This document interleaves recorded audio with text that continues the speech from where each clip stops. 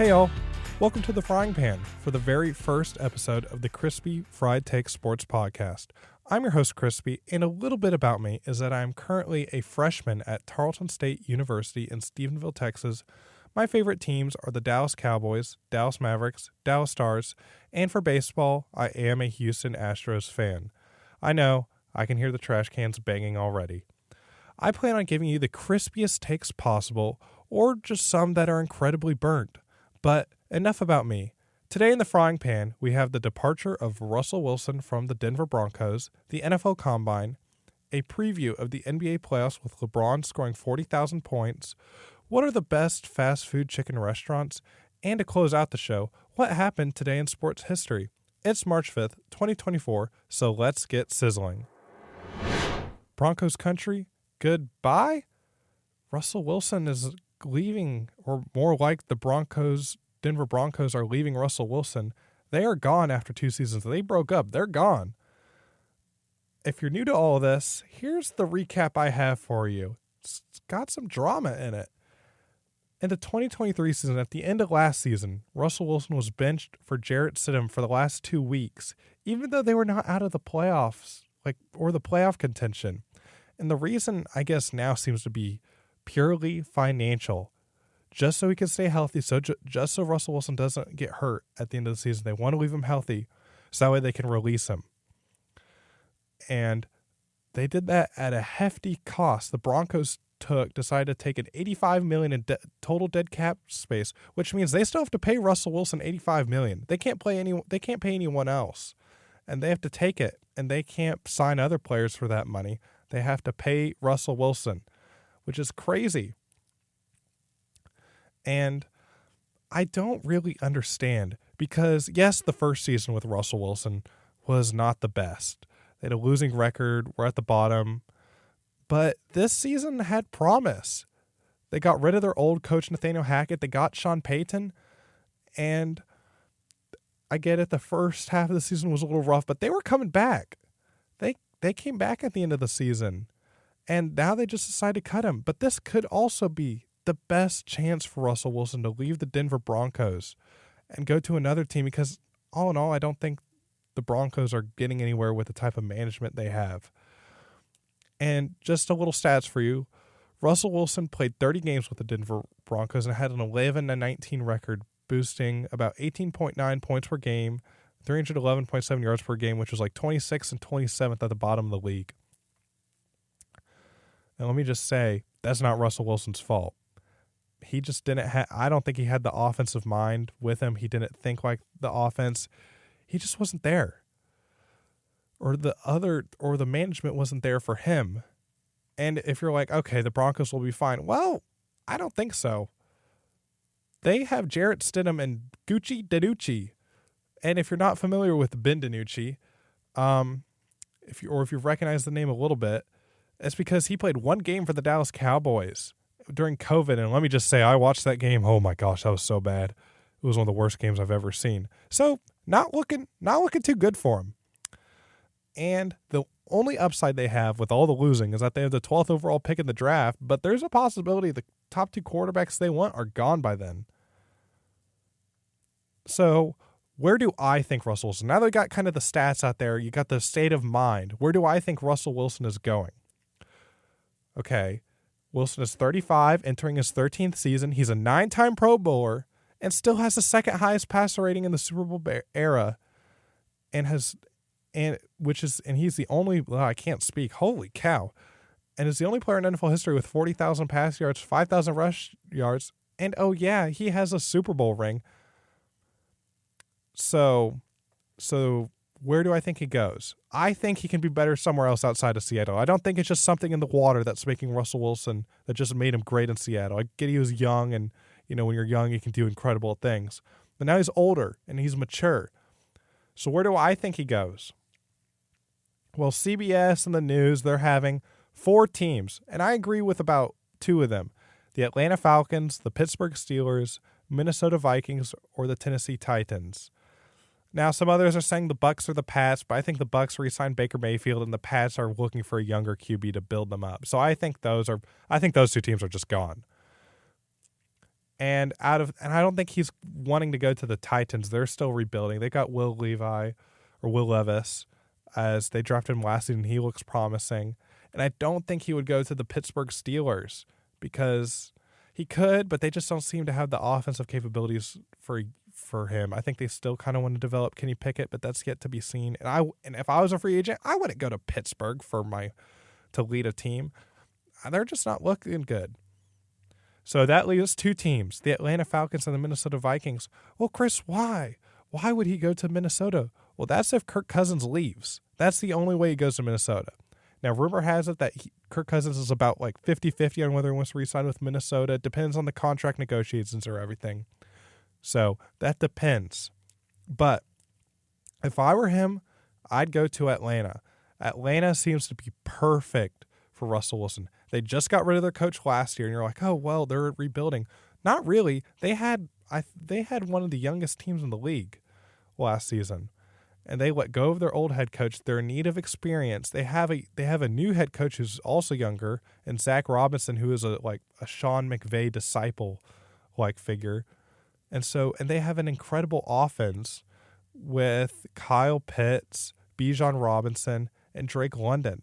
So they just need a quarterback, and their quarterbacks last year were not good.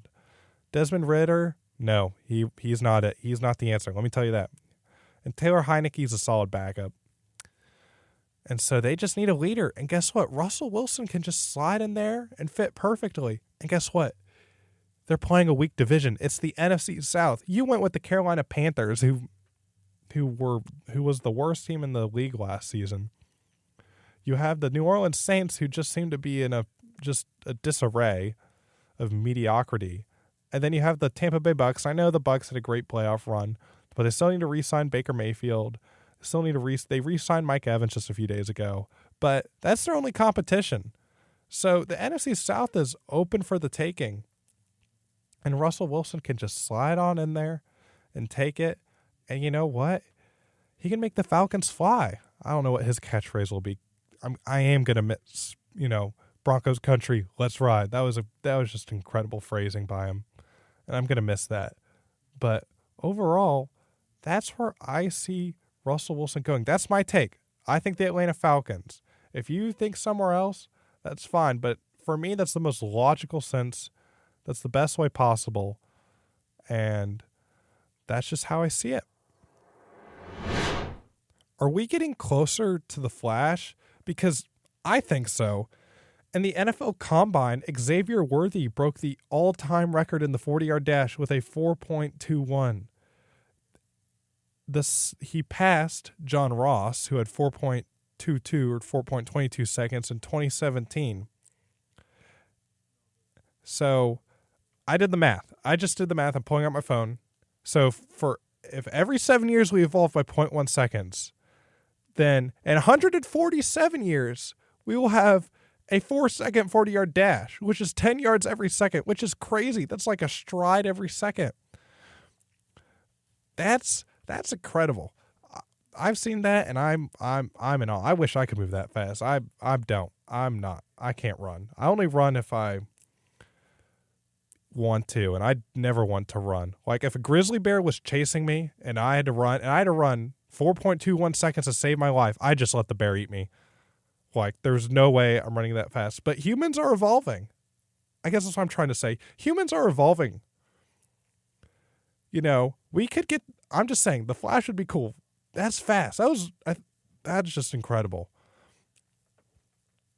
But honestly, that may not be the most cool thing I saw, because what's scarier is I looked at the results of the linemen, and these are 300 plus pounds, 6 foot plus dudes, and none of them, from what I saw, maybe been one or two, ran slower than a 5.5 second 40-yard dash. That's just scary. That's scary. And an interesting fact about that is, if you don't know G-force, it's a unit of force equal to the force exerted by gravity. The average football player receives 103 Gs when hit during a game. So imagine that, a 300 plus pound lineman running at you and hitting you. just a comparison in Top Gun or anything that you watch, the average G-force experienced by a military fighter pilot is only 9 Gs.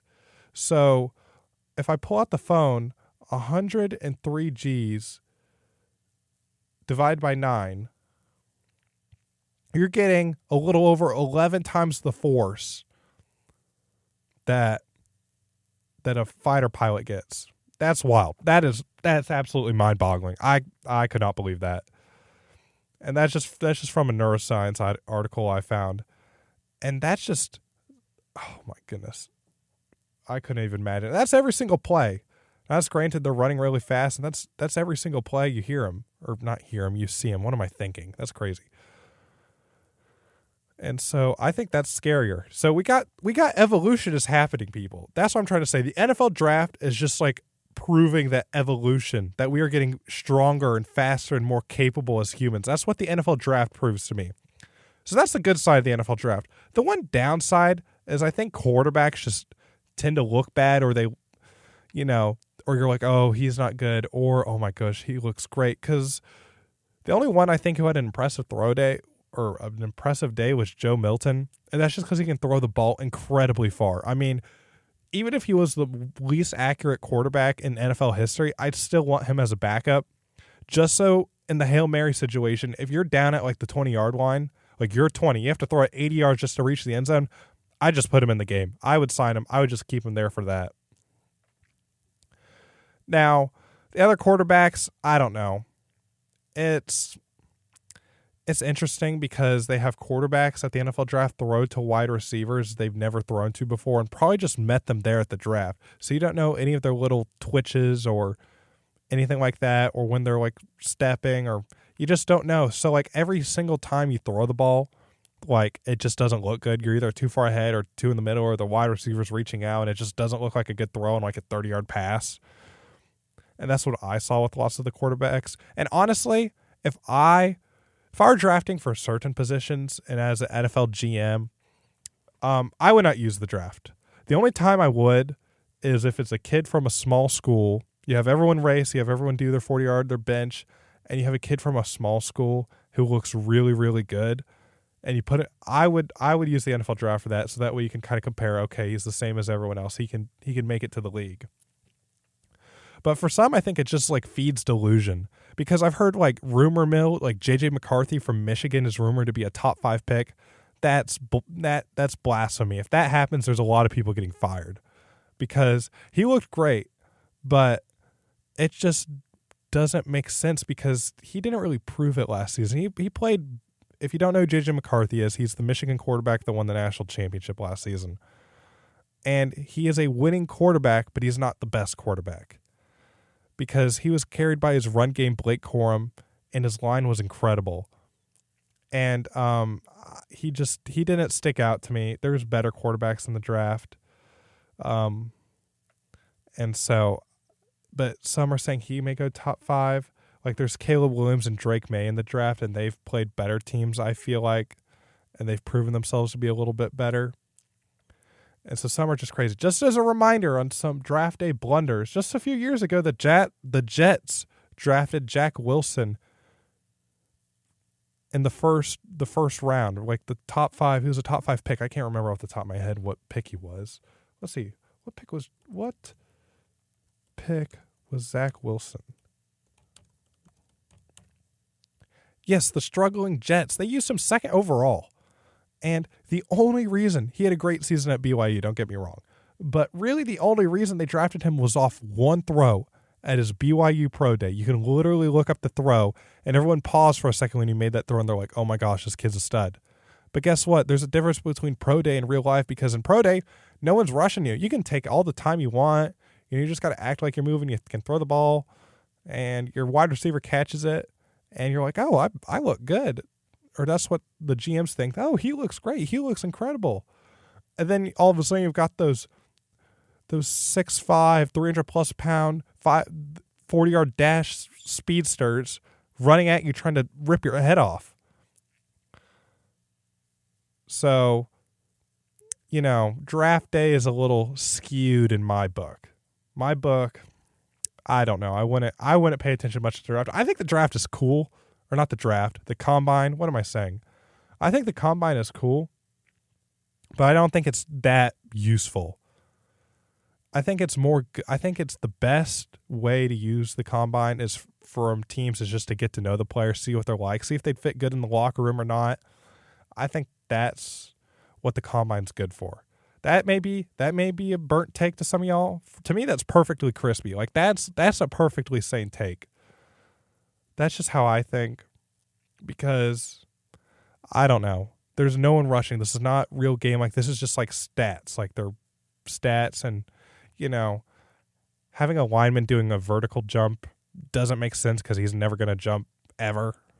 Maybe he'll get on his tippy toes to block a pass or something like that. But that's how I feel about the NFL Combine. The NFL Combine, summarize what it was. The NFL Combine is a great place for GMs and head coaches to get to know the players and see like baseline stats. But to use the Combine for how good they will play in game is not what it should be used for. And I think it's burned teams more times than it's helped them. But that's just from me. It's time to talk about what just happened in the NBA. Now, we had some history happen, in case you're unaware. LeBron James scored 40,000 points. But the bigger question is LeBron a ball hog? Because when he broke 40,000 points, he lost to the Nuggets. And when he broke Kareem's record for the all-time scoring last year, he lost again to the Thunder. Now, I just think that's unacceptable. That's not good. I just think he's a bum, And in case you can't tell, this is not a LeBron fan podcast. I liked him, but when he played the Mavs in the 2011 finals and started mocking Dirk Nowitzki, my hero, when he was legitimately sick, never again. Not a LeBron fan. Boo. Not again. But the joy I received when LeBron lost that championship when I was younger is something incredible. And I think the hard part for me realizing is that him scoring 40,000 points makes it harder to root against because he's legitimately history. And it's actually pretty cool doing this. I have him at 2. I think 2 is perfect for him. Now the gap between 1 and 2 is getting tighter and tighter, but I still have Jordan. Jordan's my 1.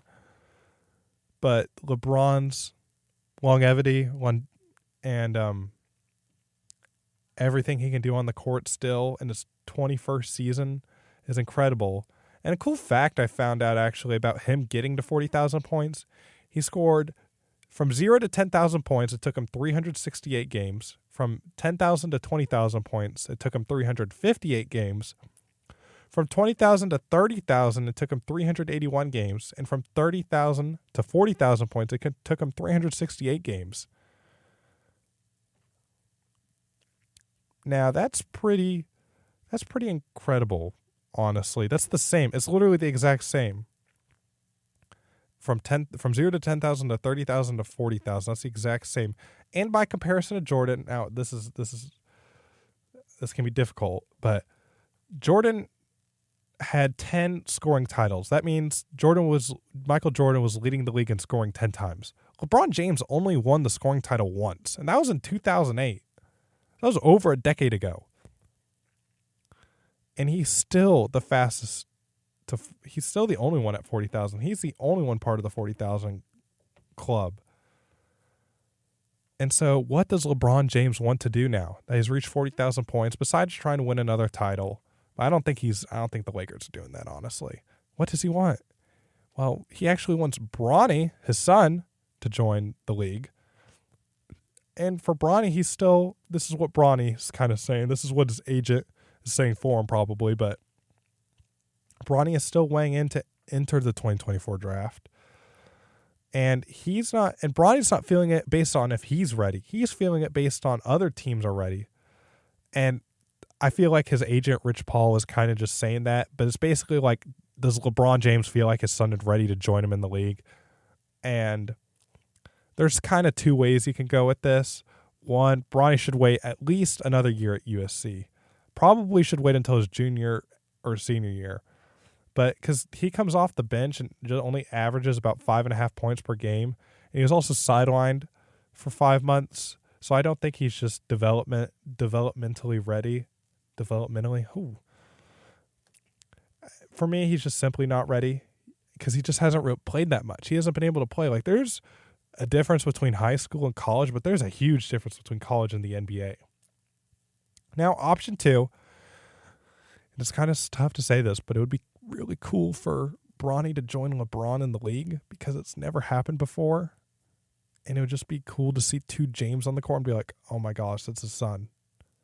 But I would feel kind of bad for Bronny if this happened because I don't think anyone would be able to take it seriously because it's basically the same thing as like your dad being a coach when you're in Little League and you're the first one up to bat and the starting pitcher because you're just his son and he believes in you, and there's probably some other kids that are better.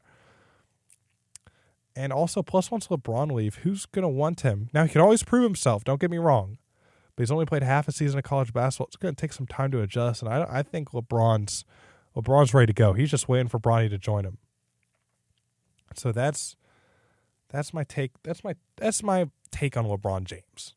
Now, I'm going to get LeBron James out of my mouth, and now it's time to go a little deep dive into the NBA playoff preview. Now, we'll start with the Western Conference because that's the most entertaining conference. And I'm looking at the standings clearly. Clearly, there's 4 teams. There's clear top 4 teams in the West. There's the Timberwolves, Thunder, Nuggets, and Clippers, all separated by about 4 games. So they're a lock. They're making it no matter what, and they're probably interchangeable. I think the Nuggets will probably take over the 1 seed just because they seem to get it going near playoff time. But here's the cool part. 5 through 10 are interchangeable. And as of right now in the play-in, reminder, play-in is 7 seed through 10 seed. The 7 seed's the Kings, the 8 seed's the Mavericks, the 9 seed's the Lakers, and the 10 seed's the Warriors. And 5 and 6 are respectively the Pelicans and Suns. I don't know if they'll drop in the playoff, but they're all from 5 through 10, they're only separated by 4 games.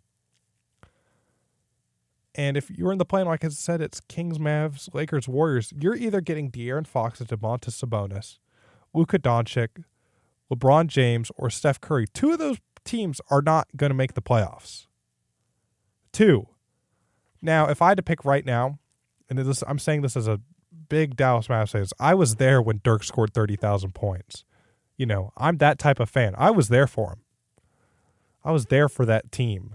And it breaks my heart to say this, but I don't think the Mavericks would survive that play-in tournament because you'd have to play the Kings first because right now they're the 8th seed. You have to play the Kings. I don't think we're winning that game. We don't have a big man. We're just gonna talk about the Mavs right now because the Mavs are the most frustrating team. This is the most frustrating Mavs team I've had to watch. Now it's not because they're more frustrating because they're bad, because they're good, but they can't win the games they need to win. Well, over the weekend, they played the Philadelphia 76ers, and I watched that game. That game was a headache to watch because the Mavs were up like 13-0 in the first quarter, and then they lost the game 120-116, and they never took the lead back, it seemed like. I don't think they did after that. And the 76ers don't even have Joel Embiid. He was the leading MVP candidate till he got hurt. He'll come back for the playoffs, but they didn't have him. They had their best players, Tyrese Maxey, who's really good. You have Buddy Hield, and then it just falls to Tobias Harris and Kyle Lowry. Those are the 3rd and 4th best players.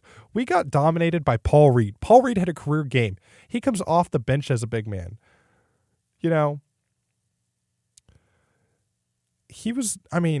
the Mavericks, oh my goodness, they can't manage the roster right. I firmly believe that the roster is not managed correctly because we traded for P.J. Washington and Daniel Gafford. And Daniel Gafford's a sitter. We need big men, and he's the best big man on the team, and we're not starting him. He's on limited minutes. I'm looking at it right now. He played 13 minutes. That whole game. Now we have a rookie center, Derek Lively, but Daniel Gafford is better. Derek Lively's good, but Daniel Gafford is just better in my opinion.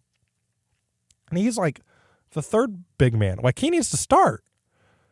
And it's just crazy. Now, Luka didn't hit as many shots. He still scored 38 points, but it was a little bit of a struggle. And Kyrie did his part. But I think the big part is we just need defense. We can't let them drive in and just bully us. They bullied us on our home court, the 76ers did, and that's unacceptable. So anyway, that's what I think about the Mavs. I think unless the Mavs can somehow pick it up defensively, they're not making it past the play-in. I don't think they can get – I'd love for them to get to the 6th seed, but they'd have to go on a win streak, and I don't know if they can do it. And if I had to pick a team out of the West, it'd be the Nuggets again, because I said the top 4 teams. The Clippers are my number 2. The Timberwolves have too much playoff inexperience. The Thunder, same thing. The Thunder are just a younger version of the Timberwolves, if that's possible.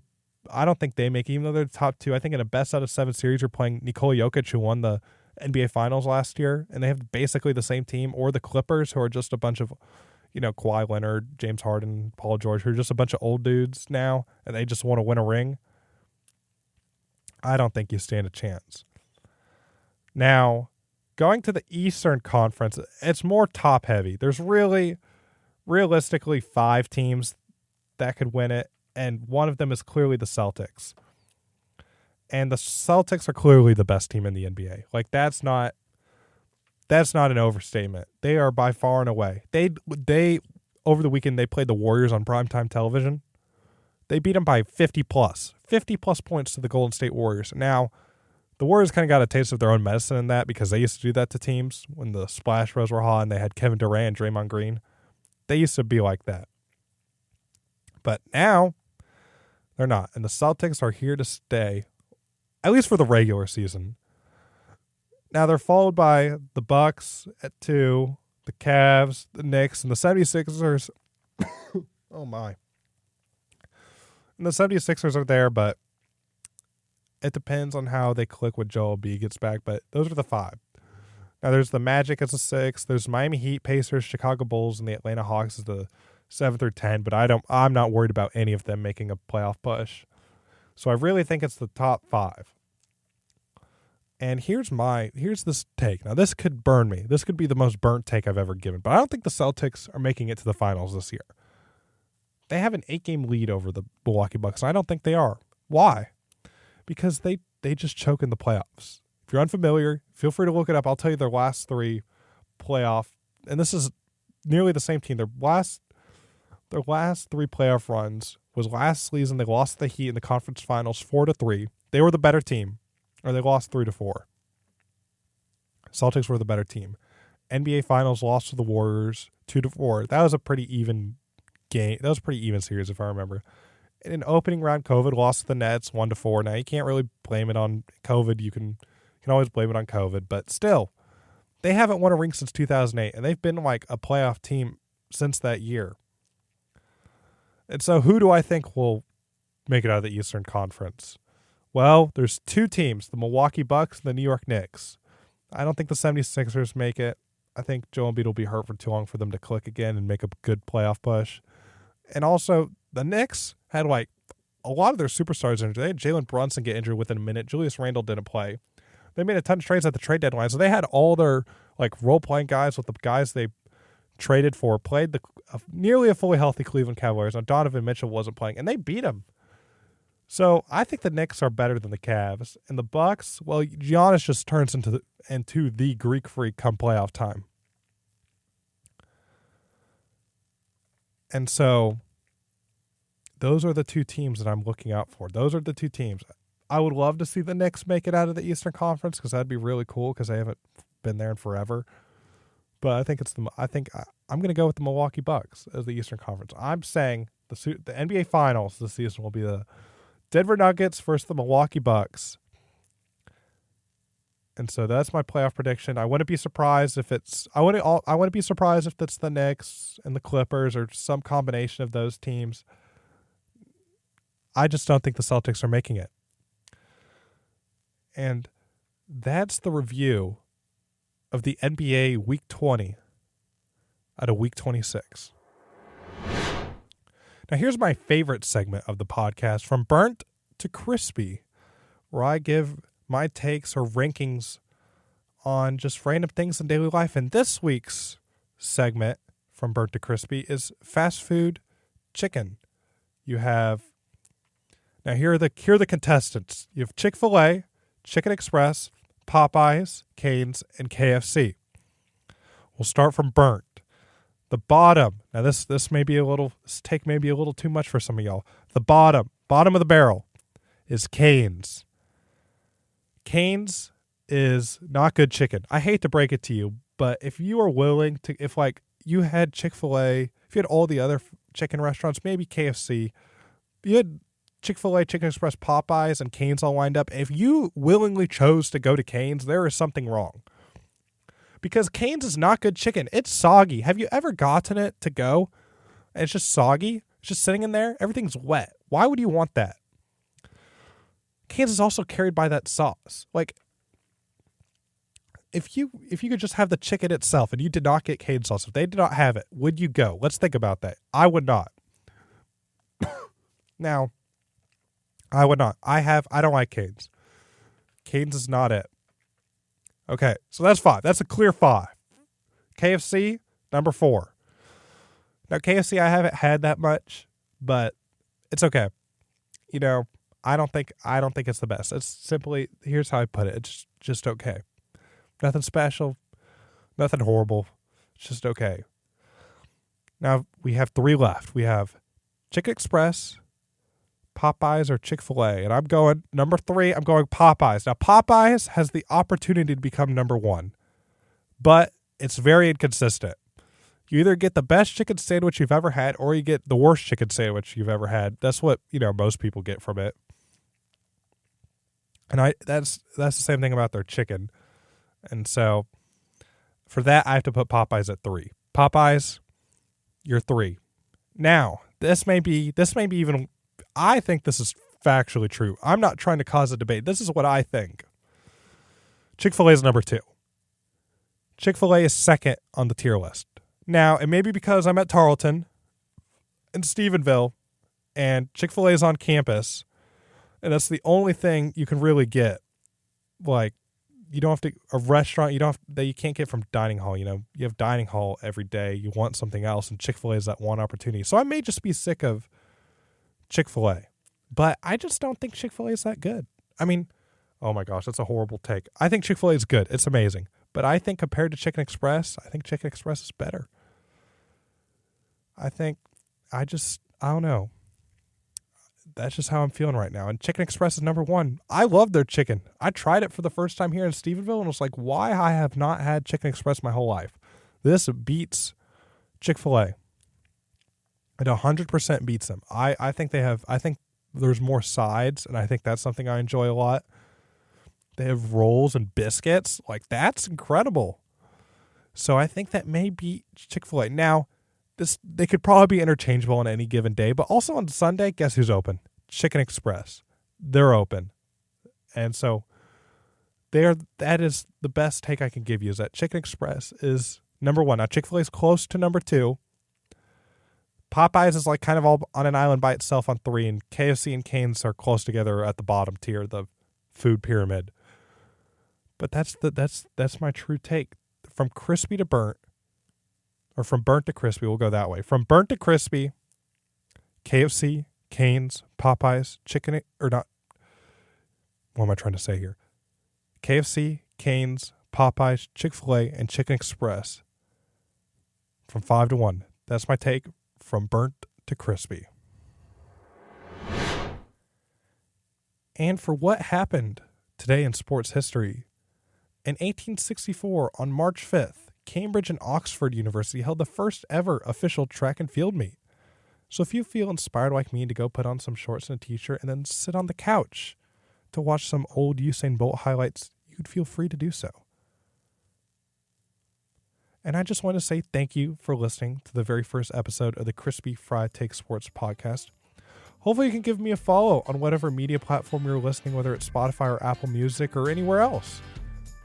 And let me just tell you this, it can only get better from here. So I hope you stick around and let this episode sizzle in a bit. And I'll catch you here next week with me. Thank you, and have a great rest of your day.